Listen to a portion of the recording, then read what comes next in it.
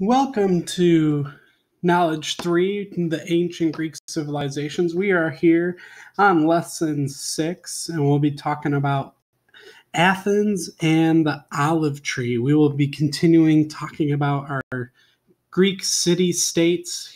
Last time we heard about the city-state of Sparta.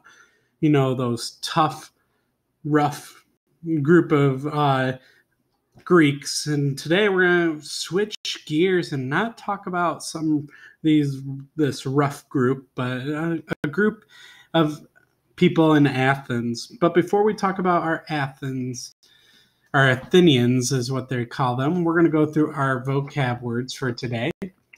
And again, I will read the word. You will repeat that word after me. Independent, summoned, mission, grand, Spartan. So which one of these words is kind of like talking about a way of life? And that way of life is kind of difficult and hard, and sometimes you don't have everything you need. Which one of these words is talking about that? Yeah, it's the word Spartan. Why do we have the word Spartan capitalized? Anyone know? Well, the word Spartan is capitalized because it's talking about a specific type of person. And when we're talking about a specific type, it's going to be called what's called a pronoun or a proper noun. We have to use a capital letter because it's proper. It's talking about a specific type of person. So that's why that word is capitalized and every other word is not. Remember when we were talking about any civilizations, we talk about these 5 components. And again, we're going to be focusing on the second one in city, and specifically city-states. We've also talked about these people. Anyone know who these people are? Yeah, that's right. They're like 12 Greek gods and goddesses. Who was the king and queen of all the gods? Yeah, it's these 2 people here. The king is Zeus, queen is Hera. And then where did they live? They lived on Mount Olympus, and all of them have little specific powers. Like right here, Poseidon is the ruler of the sea. We have Athena, goddess of war and wisdom. So a lot of these gods and goddesses have kind of, I would say, magical powers. Remember, we're talking about Greece, and this is where the Greek civilization in the orange was at. And look at, they're all the way even over here too.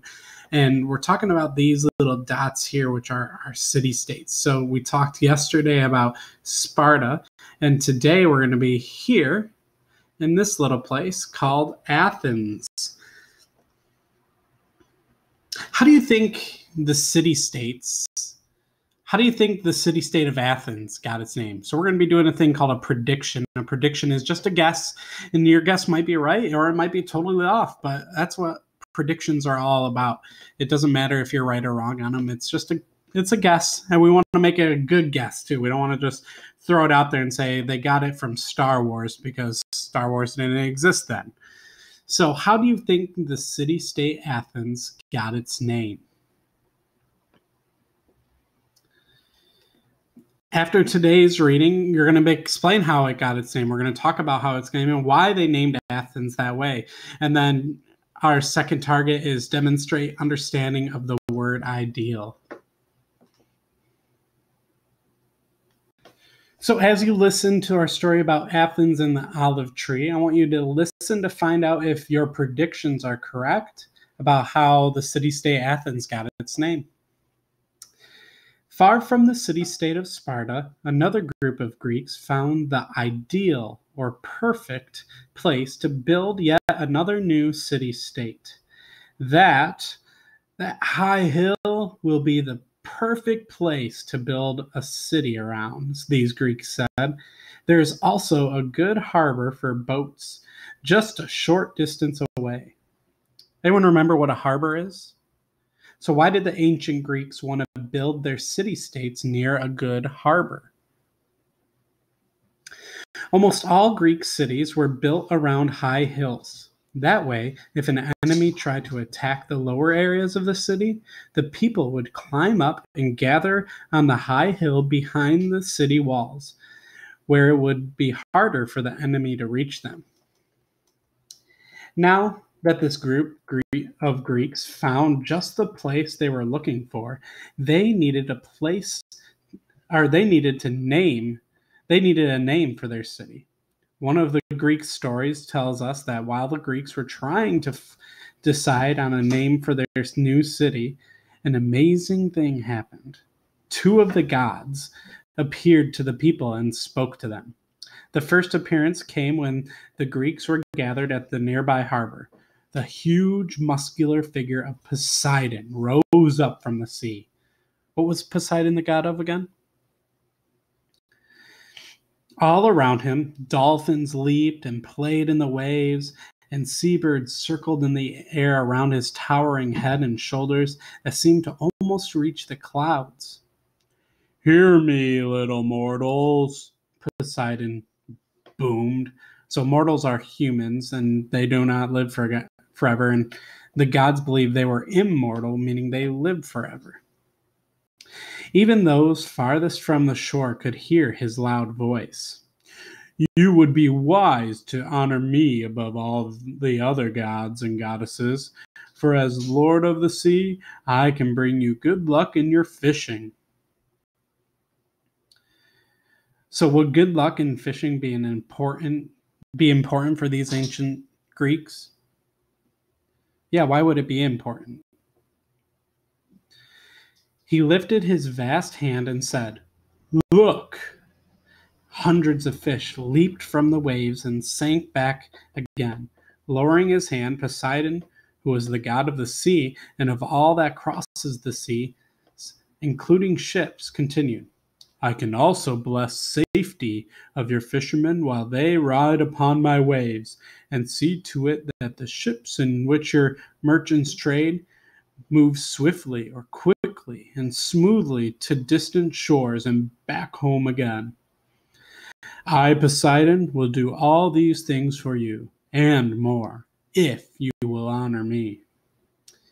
The people were overjoyed, very happy, to hear his words, and turning to one another, they said, "How wonderful! We shall tell Poseidon that we will pray to him above all the other gods." But, according to the story, before they could say this to the god of the sea, another voice called out to them, "Hear me, O people, for I too offer you a gift and a blessing."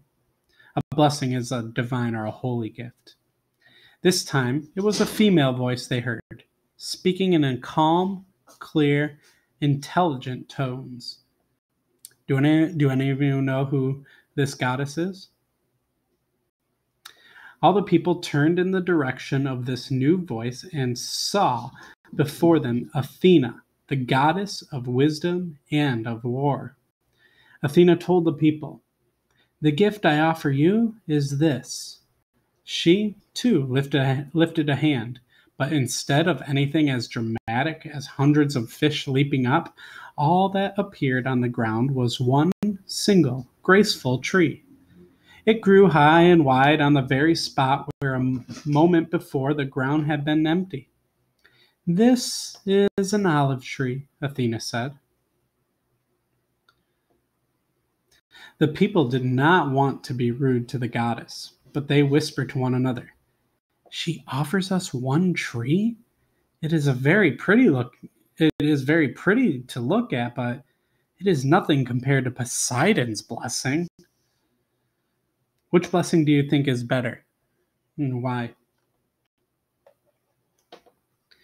Hearing all, Athena smiled and said, "Let me tell you about this tree.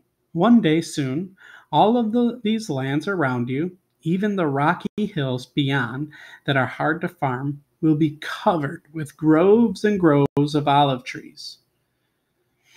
From these trees will come the wealth of your city, for you will eat the fruit you pick from these trees and never go hungry. The oil you squeeze from the fruit will be so delicious that its flavor will improve anything you cook with it. Fill a lamp with the olive oil, set a dry rope wick in it, and ignite it, and you will have light in the darkest hour of the night. Mix other sweet smelling herbs into the oil and rub it onto your skin, and you will be healthier and cleaner and smell sweeter. And because the oil will stay fresh in jugs and bottles for a long time, you can ship it to other lands far and near. For many people will want to have these blessings of the olives for themselves. What different blessings or what different things did you hear that the olive tree can bring to the people? Have any of you eaten olive oil or have eaten an olive before? The tree itself will be a blessing too, for in its shade you will find shelter from the heat of the summer sun and from the cold rains of winter. The wood of this tree will be fine for carving, so you will never lack of bowls, plates, or furniture. The tree will live for hundreds of years, and if it burns down, it will grow again from the stump that it left behind. Athena continued, and I tell you this as the goddess of war, the olive branch will become the symbol of peace. Pray to me when you are in danger, and I will protect you. Athena gestured or pointed to the olive tree and said, here then is food, fortune, and protection. That will be the great blessing of your people forever, if you choose to honor me. Which gift do you think these Greeks will choose? The people thought about what Poseidon and Athena had offered and came to a decision. They told the god of the sea, great Poseidon, you have offered us wonderful things. We will always offer prayers to you and be grateful to you for the riches of the sea. However much you choose to share them from your great and generous heart, but we will be the people of Athena and her olive tree. Olive trees still grow in abundance in Greece today. To Athena, the people said, to show our devotion or loyalty to you, we will name our new city Athens in honor of you and your blessings. And that, the story tells us, is how the Greeks came to call their city Athens. So let's go through our comprehension questions. Why did the ancient Athenians choose to settle where they did? Why did they choose to live in that spot? Why were the ancient Athenians happy about Poseidon's offer? Why were they disappointed at first with Athena's offer?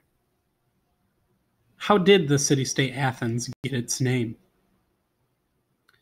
Can anyone remember all the benefits of the olive tree that Athena went on to describe? So if you were in Athens, or if you were an Athenian, which blessing would you choose? Why?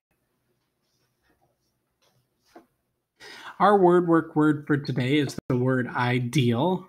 I will read the word. You repeat that word after me. Ideal. What sound does the vowel I make in this word? Is it the long sound or is it its short sound? What about the EA? Remember, we've had the EA before. What's the EA making in this word? It makes the E sound. So what do you think the word ideal means? So ideal means it is perfect and you wouldn't want to change it in any way. I love this painting and I think of any painter, and especially famous painters, and they want to get their painting just perfect and they won't change it anyway. So once they get that final product out there, it's ideal to them. It's perfect. The new park was ideal. There was a lake, a shady picnic area, and a brand new playground. Have you ever experienced something you thought was ideal? There's one time where I went to Yellowstone National Park, and you go down into this canyon in National Park, and it is ideal. It was so perfect looking. It looked like it was a painting. Let's go. What component or components did we hear about in today's Read Aloud? Yeah, remember we heard about our Greek city-states, and specifically we heard about the city-state of Athens and how Athens got its name. So today in your notebook, I want you to use one complete sentence to describe how the city-state of Athens got its name. Again, when you describe that, talk about how they picked Athena because of what was her contribution, or what did she give as a gift to the people? Well, she gave the olive tree, so they decided to choose her because of the olive tree. So again, use one sentence to describe how the city-state of Athens got its name. We will talk about Athens again tomorrow, and tomorrow is a big contribution that actually the United States uses as the contribution from Athens, and it's such a cool thing. So get excited about that. We'll see you tomorrow.